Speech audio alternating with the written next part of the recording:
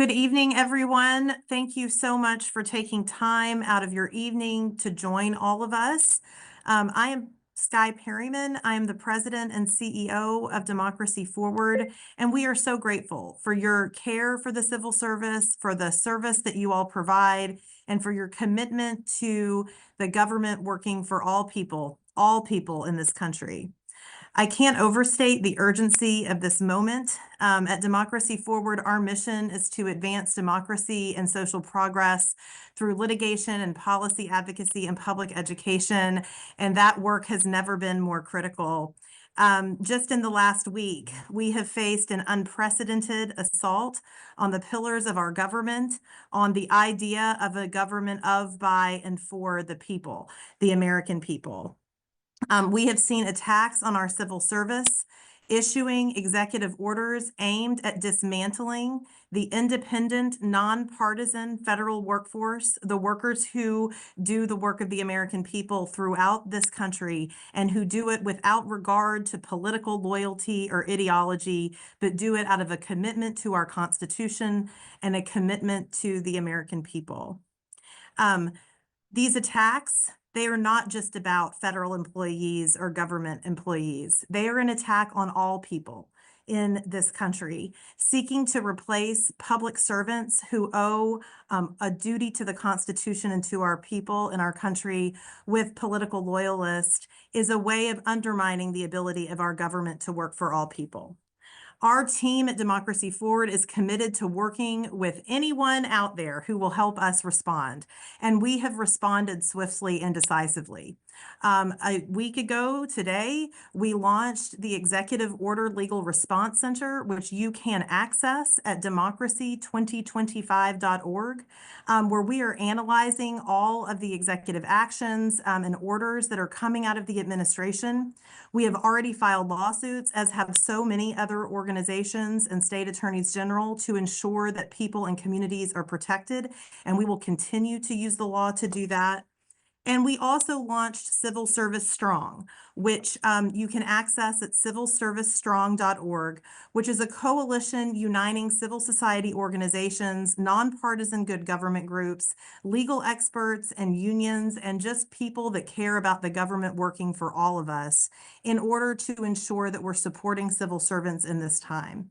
We know that we are not alone in this fight. There are so many organizations and people and communities that have stepped up and stepped in, and we know that the stakes could not be higher.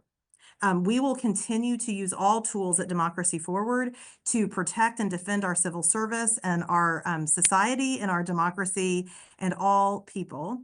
And I am incredibly excited to get to introduce you to some of our team members at Democracy Forward who are so committed to protection of a government that works for all people and protection of our independent and nonpartisan civil service. Many of you know these people because they have been working for and doing the work for you for some time, but they are new to our community at Democracy Forward, and we are so pleased to have them here. Rob Shriver is with me. He was the former acting director of the Office of Personnel Management in the previous administration. He joined us at 12:01 last week, and what a week it has been for Rob and his lifelong commitment to ensuring that workers are protected and that the American people are protected. We are incredibly honored to have Michael Martinez, who was the Deputy General Counsel at OPM and has joined Democracy Forward. Mike has had a just exceptional legal career and has been at Democracy Forward before. We were incredibly excited that he rejoined the organization. And then, of course, Kylie Russ, who was a senior advisor to the acting director at OPM and has also joined our team in order to protect our democracy, but also protect and make resources for our civil servants in this time. So we are thrilled to have these team members on our team. We are thrilled to be able to share their expertise with you. We know that many of you have questions, that this is a very unsettling time, and we want you to know that we are here for you. We are here to be part of a community. This will not be the only town hall that we will host, but we are so grateful that you tuned in tonight. And I'm going to turn it over to my colleagues, and then just be sure to follow our resources at civilservicestrong.org, democracy2025.org, and then of course you can always find us at Democracy Forward. So with that, I'll turn it over to Rob, who is, I know, looking forward to being able to provide some words and resources for this moment. Thank you so much, Sky. Thanks everybody for, as Sky mentioned, taking time out of your evening to join us. I think we have a nice big group here. So I wanted to just sort of summarize at a high level what's gone on over the last week that affects directly the civil service. And it really starts, as you know, with Project 2025, which laid out a clear strategy that was intended to drive out expert career civil servants and replace them with unqualified political loyalists. So we're at the 1 week mark of the Trump administration, and during that week, they have executed what I would characterize as the most aggressive and legally questionable version of their Project 2025 strategy. Highlights of some of the actions that have been taken include summarily terminating long-serving career senior executives with no notice or opportunity to respond, initiating layoffs for federal employees, not only who work currently on DEI issues, but who used to work on DEI and don't anymore, reinstituted the previously highly criticized Schedule F executive order to leverage a technical HR tool that will strip thousands and thousands of civil servants from civil service protections, which is going to stifle their ability to provide their honest views on the important issues that the government takes on. Directing the reassignment of career executives across government away from their areas of expertise in order to install political loyalists in their place. And just last Friday, removed a wide range of inspector generals from across government. And these, of course, are the very people who work on behalf of the American public to investigate waste, fraud, and abuse. They've also stacked the deck on the hiring and firing processes for senior executives by requiring that the boards that make those decisions be dominated by political officials. They have a one-size-fits-all approach for in-office work, moving to a 5-day-a-week requirement that takes the government back at least to the 20th century. And they've instituted a hiring freeze that is particularly strict for the agencies whose missions they don't like. And that prevents those agencies who lose their career experts from backfilling those positions with other career folks. And so while they have done all of those to drive out and sideline career folks, at the same time, they've blown through the guardrails to allow for a surge of unqualified, unvetted political loyalists to populate every nook and cranny of the government. And so the goal is clear to maximize the executive authority over the civil service, including at the expense of the laws that Congress has enacted, which effectively is aimed at shutting down the ability of career civil servants to inform policy decisions and also to push back against unlawful orders. And it's really the American people who are going to suffer as a result. Sky mentioned Civil Service Strong. That's an initiative launched by Democracy Forward and partner organizations to support a nonpartisan civil service and the federal employees who are so critical to this institution. We want you to know that we're fighting for you, and we put this town hall together tonight to answer some questions that you might have.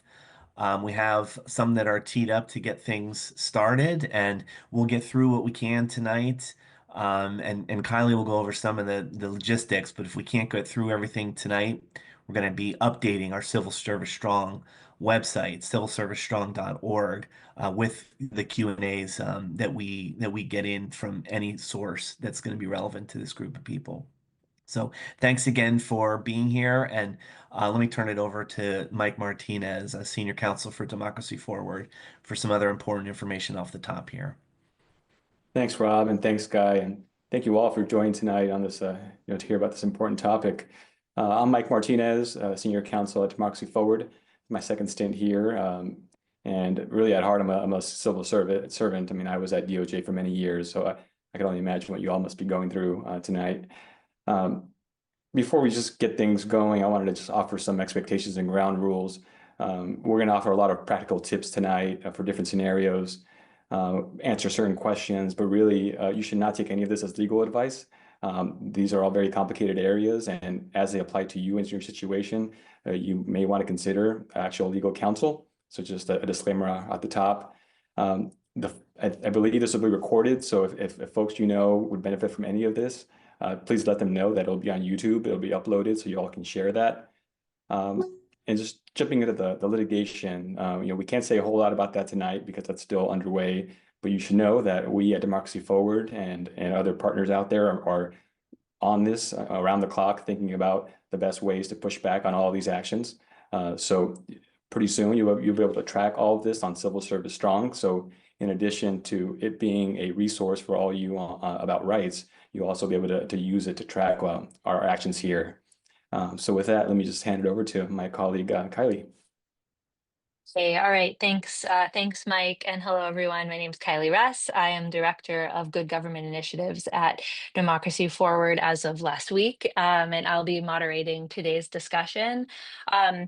We already have many questions that have been written in advance of the town hall, and so we will not get to all of them today. But I do want to make sure that people know that we will be answering those questions on our website as they come in, and of course, as we hear more information and learn more information about what is coming over the coming days and weeks ahead. So feel free to continue writing in questions both now during this webinar and also afterwards. And you should write those into info@civilservicestrong.org. And that was all over the posting. And I know that we have lots of questions there already. So with that, I'm gonna get started, and I'm just going to ask a question, and whoever feels compelled and ready to go ahead. We're starting with a big one. What should I do if I've been told or believe that I'm being targeted for dismissal? I can jump in there, Kylie. And so there's a lot of details to this particular question, but let me just start with some just good practices that everybody should keep in mind. The first thing is document what happens. Keep detailed records of your job performance. Make sure that you've got your performance reviews, your commendations, your successful projects. Document conversations that you have that are about your performance or about any kind of personnel action that might happen. I think it's possible that you're going to get very little information in written documents that come to you, so it'll be important to document whatever conversations you're having about that. Um, if you are a member of a union, I think that's a great place to go and start. Talk to your union, talk to your union reps, and seek their advice and assistance. If you are not part of a union, then as Mike mentioned, depending on what point you're at in the process, you may want to seek legal counsel. There are experienced federal employment law attorneys that are available and helping out federal employees. They will assist you with evaluating your situation, advising you on your rights, and helping you navigate the different processes. You have different potential avenues for filing a complaint depending on the nature of the action that occurs. So that might include your agency's Equal Employment Opportunity Office, if you have claims of discrimination, the Office of Special Counsel for Prohibited Personnel Practices, and the Merit Systems Protection Board for appeals of adverse action. Remember that federal employees do have important rights, important First Amendment rights, due process rights, merit system principles that apply that prohibit a variety of actions that are taken for impermissible means, such as discrimination or based on political affiliation. And then I think otherwise, just more broadly, um, this can be a very stressful situation, and you just want to try not to give any more any ammunition to anybody who is seeking to take action against you. So make sure you stay professional, continue to perform your duties to the best of your ability, avoid engaging in political discussions or activities at work that could be used against you. Be cautious on social media, be mindful of your social media activity, and seek support. Connect with colleagues who may be in similar situations. Um, Consider whether there's some support groups that you might want to join or form together. So those are just sort of some good, just good practices for employees, especially employees who may be getting scrutinized for potential adverse actions. Mike, unless there's anything to add, I'm gonna give a slightly different question. Yeah, really just one thing to add. You all may know, but there's an electronic official personnel folder that has all of your information from your service. You can go online and download, SF50s, SF52s, documents that are important in case you have to defend your record going forward. You can download it, you can print it. I did mine when I left service, and it was as thick as a book for 10 years of service. So I'm sure you all have similar files in there. Thank you. That's a good tip. This one is highly related, but slightly different. What should I do if I believe I'm being targeted for dismissal based on political reasons rather than job performance?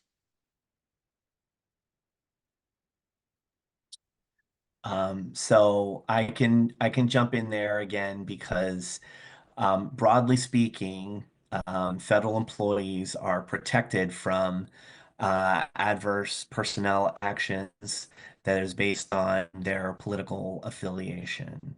That's based on merit system principles and any effort to target not only people that are in the federal government in jobs, but including people that might be on a probationary period or folks who are applying for federal jobs.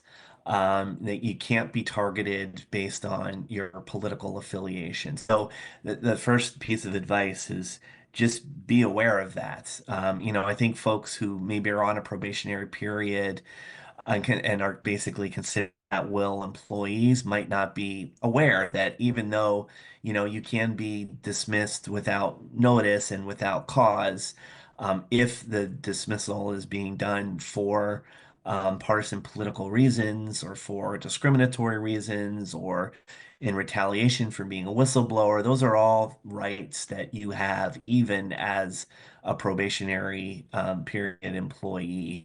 So that's what this question I think makes me think about is that when it comes to impermissible um, treatment based on political affiliation, don't think that you're out of luck just because you're probationary or because you are an applicant. There are remedies for you, processes that you can pursue relief in those circumstances as well. Anything to add, Mike?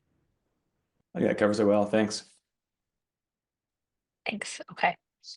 The next question that came in is, what should I do if I've received a notice of removal and of my right to file an appeal? Hey, Mike, you want to jump in and take that one? Sure, and I guess just another reminder that please do not take this as legal advice. It's just these are the processes that exist. So if you have noticed that you're going to be separated or removed, otherwise disciplined, you have rights to the MSPB. You don't need a lawyer to file a complaint there. If you go to their website, mspb.gov, I believe, you can find a process there which is user-friendly. There is a timing component to this, so if you do receive a notice, make sure you are prompt. I believe it's 30 days from the time you receive your notice. Another caveat is if you are in a union, you should consult with your union rep to find out what sort of grievance procedures you have, what you've agreed to that might be different from that. But I would say go to the website if you feel like you have a MSPB action, or talk to your union as soon as you get these notices. Thanks, Mike and Rob. Okay, earlier Rob said the word probationary employee, and that one, the question on this came in today. Could you please explain the definition of a probationary employee? Where does the definition come from, and what rights do I have as a probationary employee? Yeah, that's a great question because there's actually not a one size fits all answer to this one. The general rule is that if you are a person who's new to government, and you're hired into what's called a competitive service, which is most federal jobs, for the first year of your employment, you're considered to be a probationary employee. And what that means is that the due process rights that normally apply to federal employees when an agency seeks to take a performance-based action or a conduct-based action, that those don't apply. In other words, like you can be terminated as a probationary employee without prior notice and without an opportunity to respond and without an appeal right. So that's again for most federal employees, it's that 1 year mark. Now, employees who are hired into the accepted service, and there are a large number of those, they may have a 2 year probationary period. So that's something to look out for. That might be noted on your personnel records. There's sometimes people, for example, who are hired under Schedule A. So, for example, people with disabilities, there's a 2 year period, probationary period for them. There's a similar rule for people that are hired under the Pathways program, like that recent grad program. It's not worded the same way because what's the key there is when you complete your recent grad program, you then can be converted into a permanent position. But basically, that means you're on probation until that point of conversion. So again, it's not a one size fits all. It's for most people, it'll be 1 year. For some people, it'll be 2 years. And during that 1 to 2 year period, you won't have the same protections that you will afterwards when once you're not probationary anymore. You do have due process rights. You do have a right to notice, an opportunity to respond, and a chance to appeal adverse actions. Mike, anything to add there? Just maybe one thing. So you do receive adverse action rights after you're done with your probationary or trial period. One other way to get adverse action rights is if you have some sort of current continuous service previously. So say, for example, you were at Department of Interior and you have no break in service and you move to EPA, you would have potentially current continuous service that would satisfy that requirement to have adverse action rights. And this is under, if you have a pen, 5 USC 7511A, where you talk about the two prongs. Either one is satisfied, you get adverse action rights. That's the way the Federal Circuit has interpreted that. Thank you. And that was a good reminder. You actually like saying the numbers, that reminder that this will be posted on our website. So things like that, you will be able to just kind of click into the link and see where you can see more information. All right. Can a career SES be terminated without the agency following adverse action processes? Yeah, so Kylie, generally the answer is no, that a career senior executive cannot be terminated without notice. OPM and the Merit System Protection Board have regulations that require agencies to provide written notice before terminating a career SES member. We just talked about probationary periods, and career SES have probationary periods too. So for career SES who've completed those probationary periods, the agency has to provide at least 30 calendar days of advance written notice before effectuating the removal of the executive. In the case of removal or suspension for more than 14 days, the executive is entitled not only to the 30 days of advance written notice, but also an opportunity to respond, a written decision from the agency, and notice of appeal rights to the Merit System Protection Board. Now, as we talked about, there are fewer rights for probationary employees in general, and that applies to career SES members as well. So those SES members who are on probation, they're entitled to written notice, but it's only 1 day before the effective date of removal. And if the removal is due to conditions that arise before the appointment, the agency's got to provide advance written notice stating the specific reasons for the proposed removal, an opportunity to reply, and a written decision showing reasons for the action and the effective date. There are some exceptions to where the 30-day notice period can be shortened.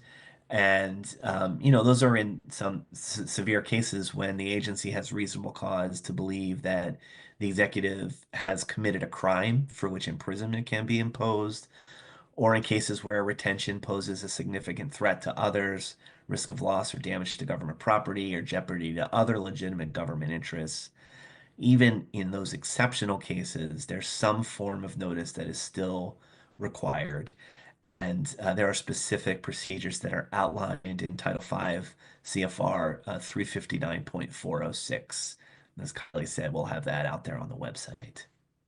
Anything to add, Mike? No, you covered it.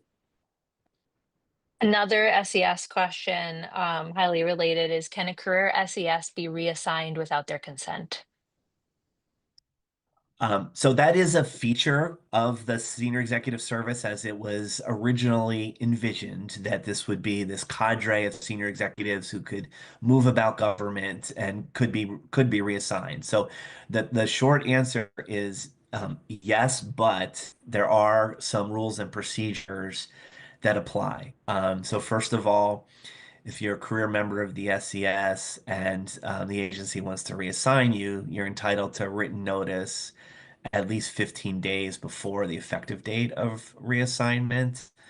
And generally speaking, those reassignments may not be to positions that are outside the commuting area that you're currently in, unless first the agency consults with the affected senior executive on the reasons for the reassignment and the appointee's preference with respect to it.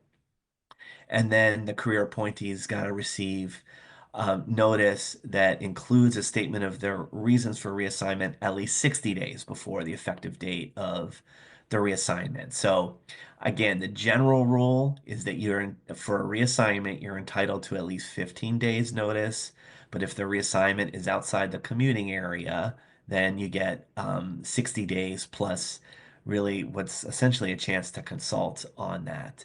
Now, there are some special rules that apply when a new agency head is appointed, and also when a new non-career appointee comes in who has the authority to make an initial appraisal of that career appointee. So this triggers what's called a 120-day moratorium, during which reassignments, involuntary reassignments, are not to take place. So again, for every SES, every career SES at an agency, when a new agency head comes in, a new, confirmed agency head, there's a 120-day moratorium on these directed reassignments.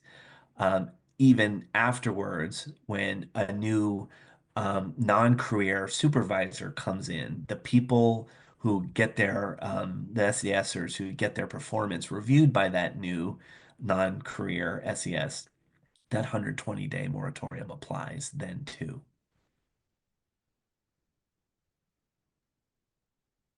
All right. Yeah, that was just your flag for all those agencies that are starting to get Senate confirmed leaders that this is applicable. So if you are in the SES and are moved after that time, with this 120-day period, you could look to this statute and OPM regs to maybe challenge that.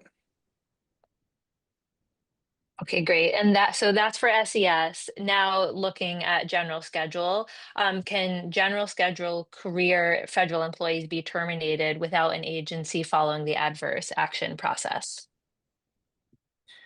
So let me just start again by saying we've covered probationary period, right? And so you can terminate folks during their probationary period without notice, but once again, you can't do it for impermissible reasons.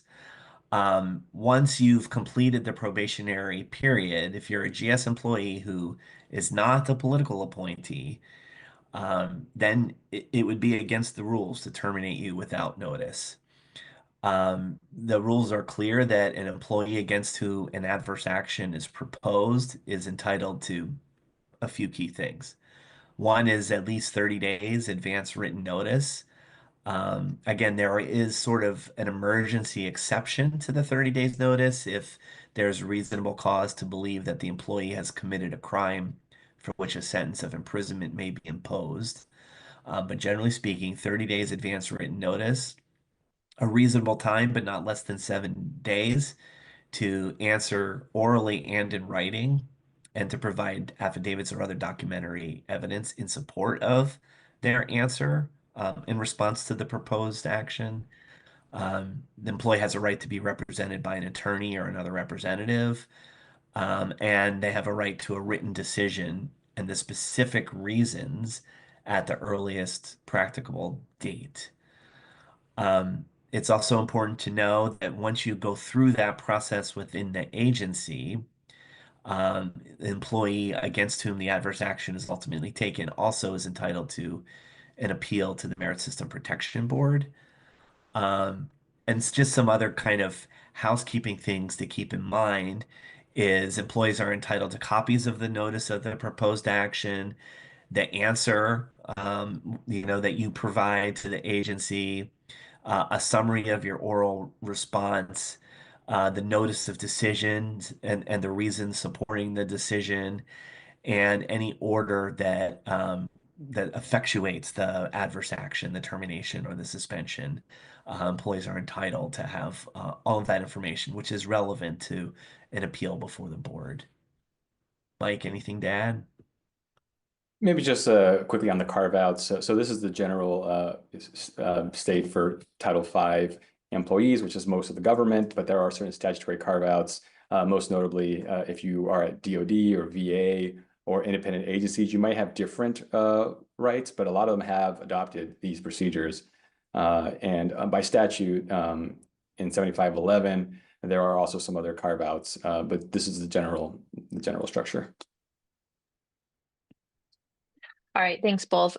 Turning to a new topic, we got a lot of questions about Schedule F, or formerly Schedule F, Schedule Policy Career. What protections do people have against being fired or reassigned under the new Schedule F, Schedule Policy Career classification? Yeah, there was some new guidance that went out today from OPM on this topic, and if you aren't checking already, you should make sure that if you're interested in these issues and want to follow along, a lot of the OPM guidance is getting posted through the Chico Council website, which is chicoc.gov. So it's important to keep track of the documents that are being posted there. So we've talked a lot about career civil servants being entitled to due process rights in connection with any adverse action that's taken against them, including, for example, removals, suspensions of more than 14 days, and demotions. So we've covered that tonight already. I think the key point here is that if implemented, this new schedule policy slash career would take away those rights from anybody who's moved into positions in this new schedule. You may be aware that during the Biden administration, OPM issued final regulations back in April that lay out the reasons why the previous Schedule F is both bad policy and is contrary to the law that's on the books. And under those regulations, employees were given a new appeal right to the MSPB that would apply if they were moved into the new schedule without their consent.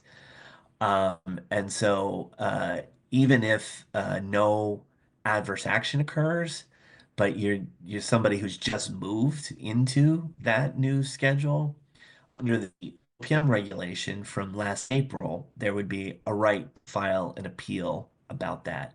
And the rationale for that, of course, was that federal employees who lack due process protections and are able to be terminated in the way that Schedule F and this new schedule policy career policy would do, it's going to be harder for them to offer candid opinions, offer their views that may be different than the views of the political leadership, and or push back against orders that they think are unlawful. So that's why there was a new appeal right created to the MSPB under OPM's authority to do that. Um, so obviously the guidance today and the president's order from last week take a different position. And so I think the best advice that I can put forward is just this will be an issue that is likely subject to litigation. And so if you are somebody who is moved into this scheduled career policy and or then has an adverse action taken against you without following adverse action procedures, um, connecting with your union and or other legal representation to consider potential appeal rights is it would be a good idea. Mike? No, I agree. I think that covers it. Great, and this one probably maybe could have gone before this, but someone wrote in, how can I determine if my position might fall under the new Schedule F, Schedule Policy Career Classification? Yeah, so I think frankly you just would be predicting at this point because the agencies are going through a process of identifying which jobs they believe should move into this new schedule.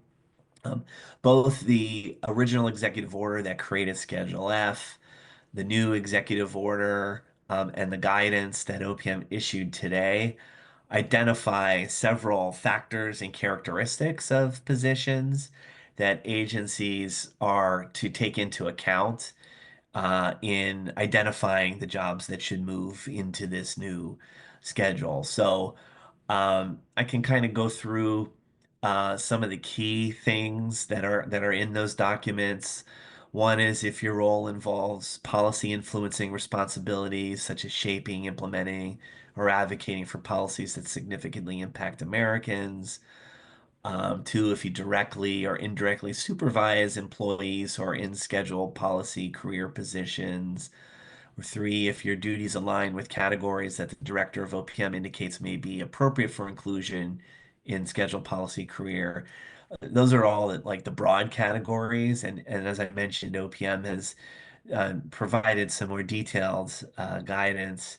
And there's also an opportunity for agencies to suggest to OPM other types of positions that should be considered for movement into the scheduled policy slash career that are not within the categories that OPM has already identified. And so there is a process that's laid out in the OPM guidance today that will play out over the next few months. But I would also note that even though there's some timelines in there, agencies are encouraged to submit information on a rolling basis.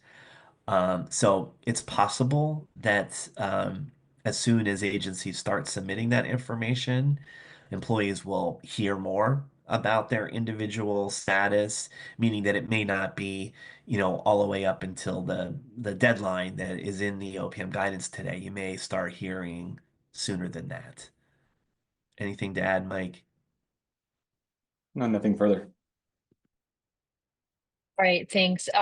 Turning to DEI, a couple people wrote in, I have been placed on administrative leave due to working in a DEI office. What are my rights and options? Yeah, I can jump in here again and just I'll note that first of all,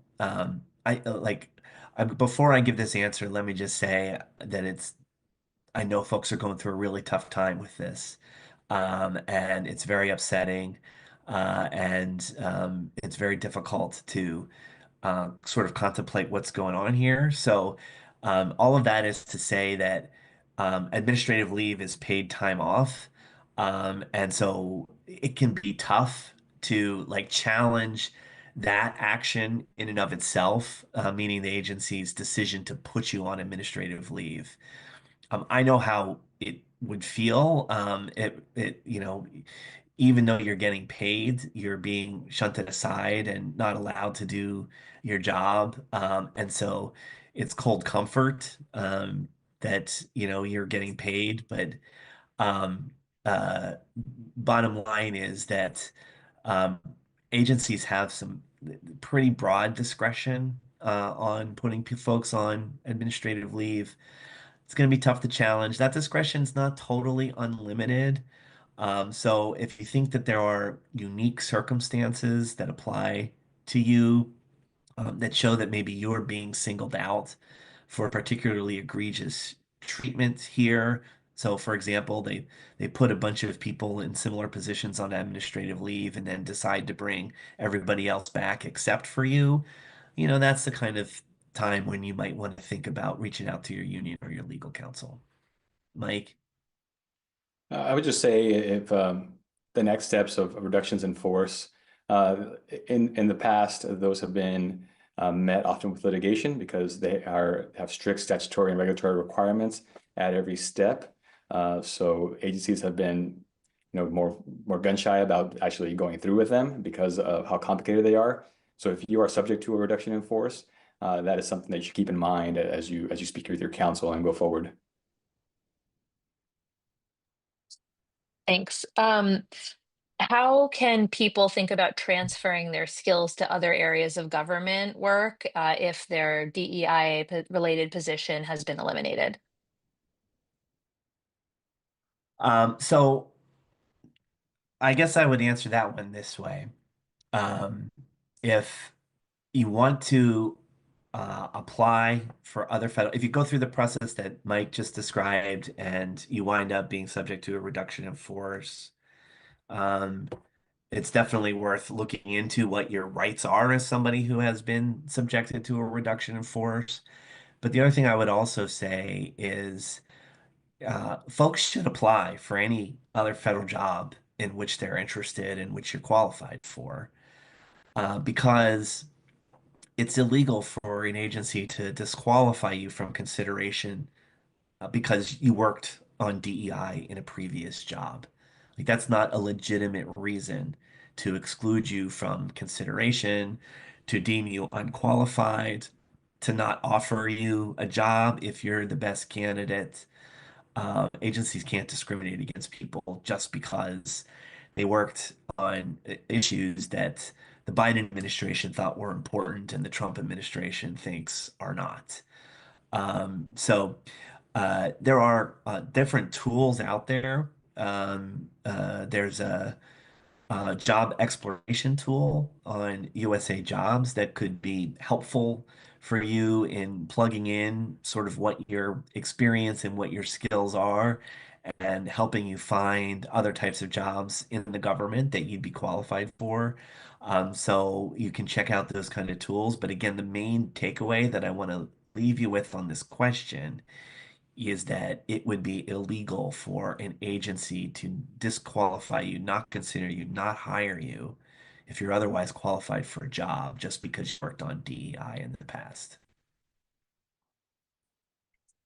And speaking of illegal, I want to move on to what whistleblower protections exist if people do violate or see observe violation of federal law or abuse of authority in implementing these new policies. Yes, so there are whistleblower protections, and they get into a lot of details about when they apply and who can make use of them. Generally speaking, retaliation against whistleblowers is illegal, and there are remedies for people that are everybody who's covered by the prohibited personnel practice provisions. There's also a privilege to report waste, fraud, and abuse, of course, to your IG and also to members of Congress. So that's kind of the broad answer. Mike, do you want to add anything there? No, I think that's right. Yeah, these it's a obligation to report waste, fraud, and abuse in many instances. So there are protections for that. So those, I think we have more of that on the Civil Service Strong website. Yep, for sure. Okay, great.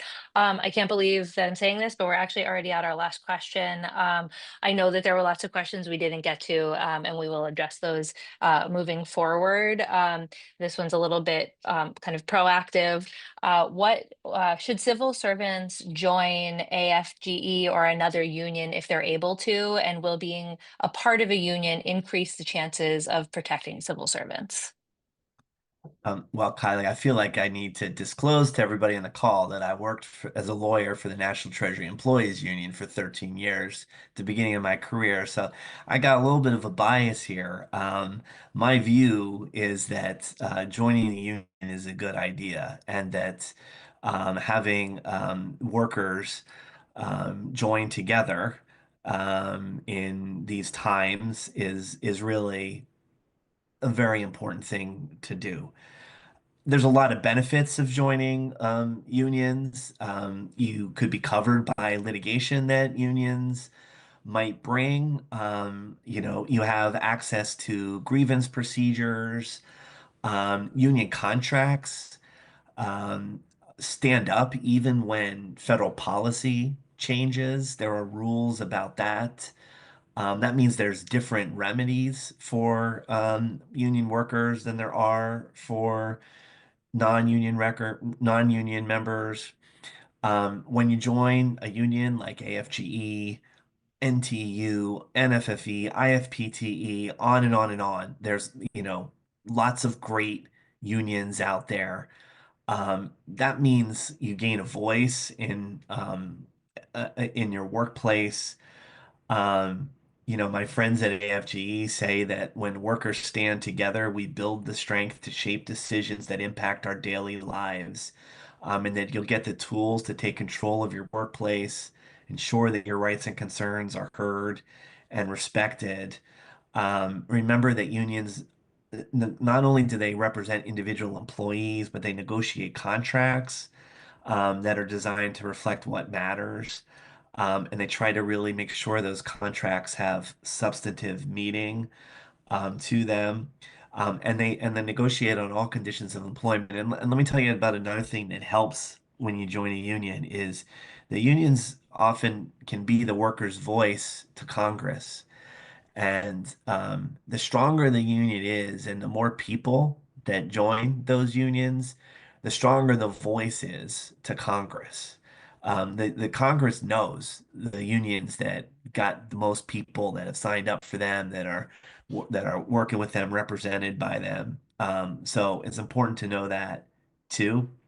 Um, there also can be other benefits of being a union member that are outside of just like representational contract. Sometimes they have benefit programs and things like that. So I think that, everybody should think about looking up who the union is at your workplace, um, understanding if you're in the bargaining unit. And then I'm sure that if you want to talk to a union rep about joining up, I'm sure they'd be happy to talk to you and explain the benefits of their particular union. But let me just say, I'm really proud that the unions are such critical partners in this overall effort that Sky laid out at the very beginning of the conversation. We're happy to be side by side with them in wrestling with all of these issues. So I don't know if Mike or Sky, when you want to wrap, if there's anything more you want to say on that. I'll pass it to you, Sky. You're You are. muted. Okay, well, I just wanted to thank everyone for tuning in. We know this is a hard and unsettling time. We really take quite seriously the service that you continue to do and have done for our country. And we want you to know that there is a team that is committed to doing everything in our power to try to make sure that you get the resources and information that you need, to try to make sure that not just you are protected, but the American people have a government that works of, by, and for them. And that is really our focus.